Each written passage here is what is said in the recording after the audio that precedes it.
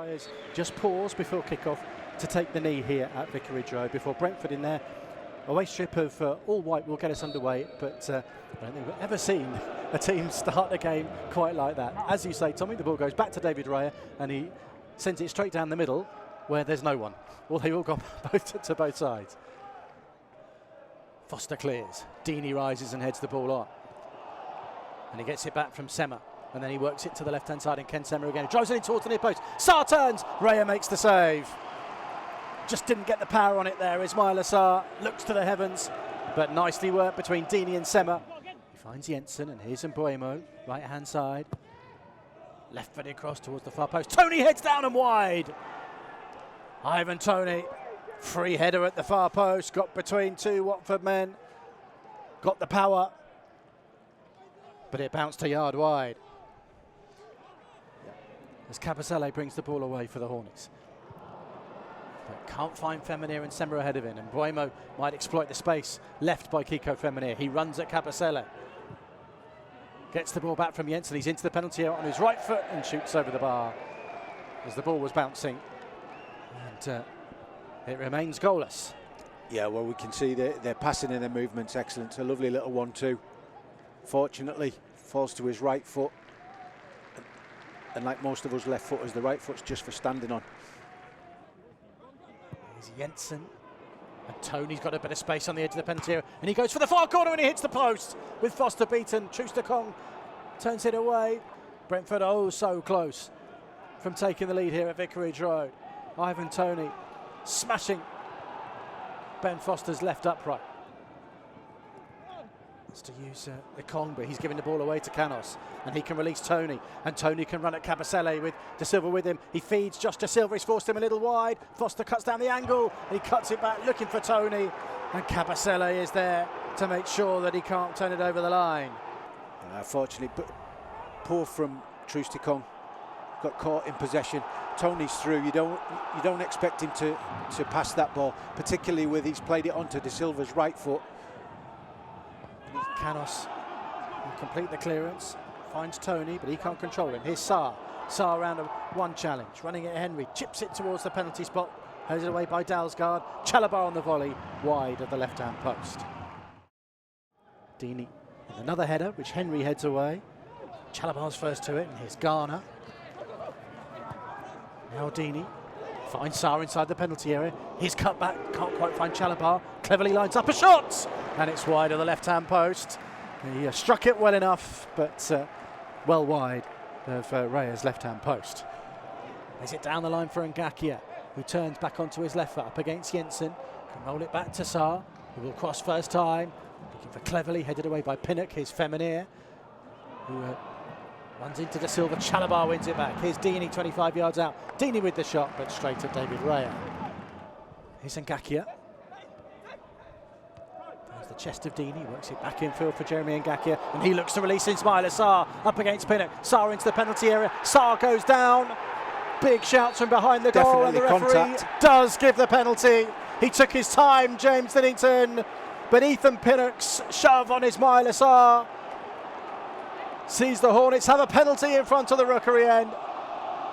Ismaïla Sarr, the man to earn it. And it's a red card. A red card, I assume, for Pinnock for the challenge. Well, Brentford want to take issue with the linesman here. Sorensen perhaps saying, was it Sorensen that has been given the red card? Look at Thomas Frank with the fourth official. He is furious. Well, so he's given Sorensen the red card, but it was Pinnock's challenge. Pinnock. So the red card is cancelled for Sorensen, but the red card is now issued to Ethan Pinnock. The upshot is Brentford are down to 10 men, and the ball will be on the rookery end penalty spot. Well, there was no doubt about the contact. It was a great pass through to Sarr. Kept his body in between the ball and the defender, and there's contact with the ankle.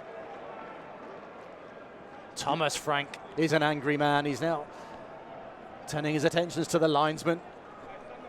Does Deeney do it again? Does he put it right by the goalkeeper's right ear? Well, it was Ngakia's through ball. Sarr got there first.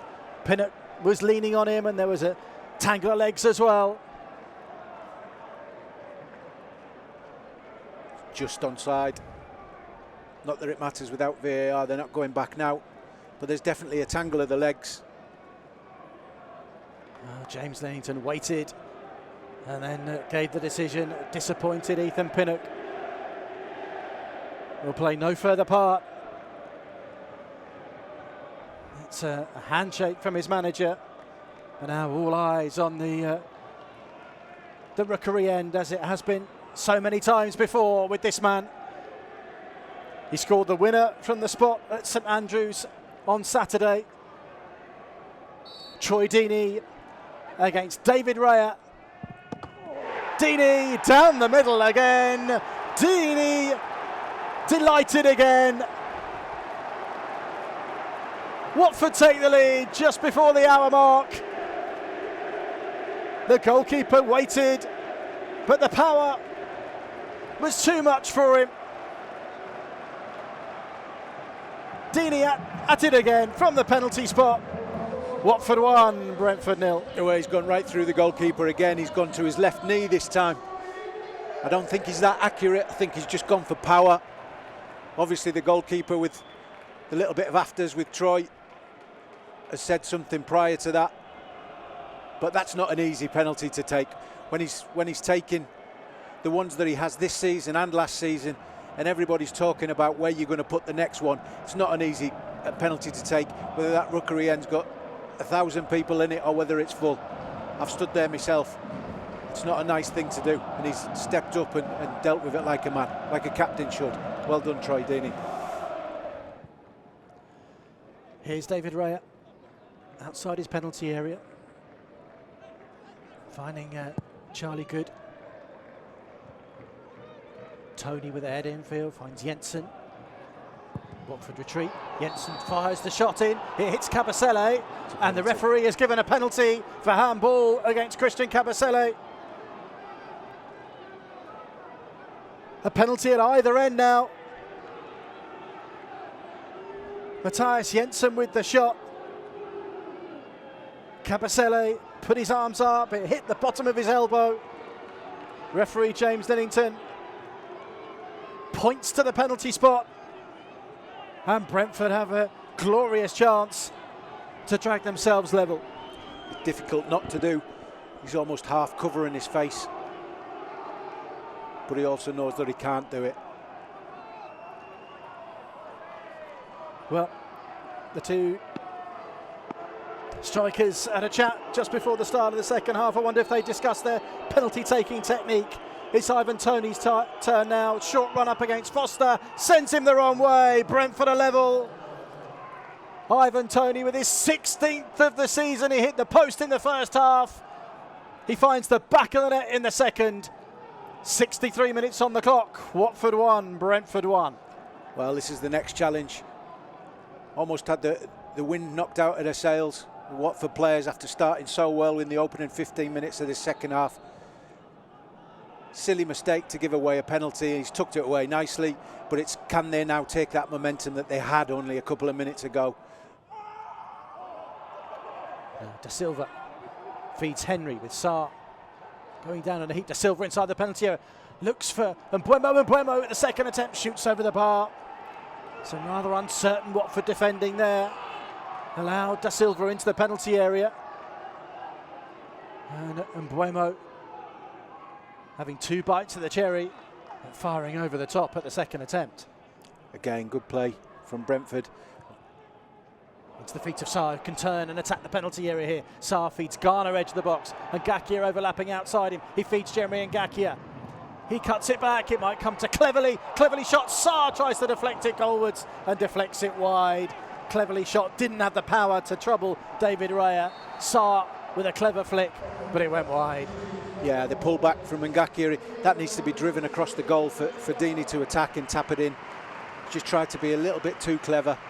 But then Cleverly's good opportunity on his right foot. You'd expect him to be better contact than that. Feminier leaves the ball for Capoue on the halfway line.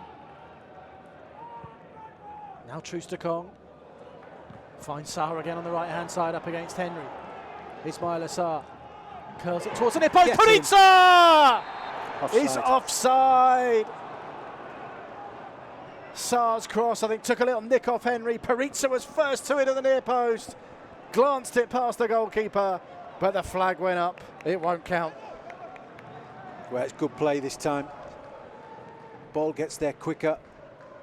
Little deflection from Sarr. He's not offside. Well, who's the offside against? I wonder whether Sarr was offside for the initial ball, but he's given it against Peritza quite clearly. Yeah.